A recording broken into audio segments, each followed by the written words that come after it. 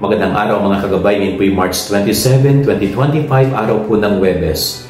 Maririnig po natin sa ating ebanghelyo na kinikriticize, hinuhusgahan ng Panginoon.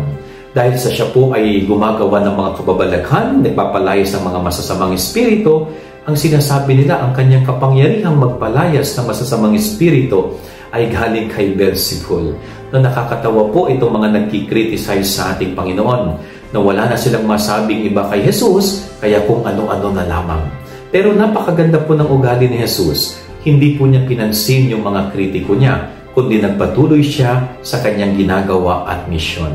Napakaganda po nito na matutunan nating ugali ni Jesus. Sa buhay po natin, di naman mawawala yung mga criticism.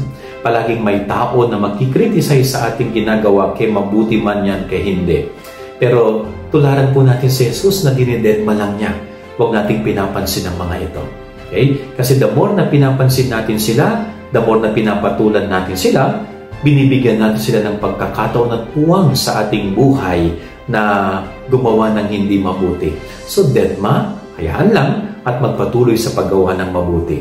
Yan ang ating gabay aral ngayong maghapon. God bless po sa inyo lahat. Pagpalain kayo ng Panginoon.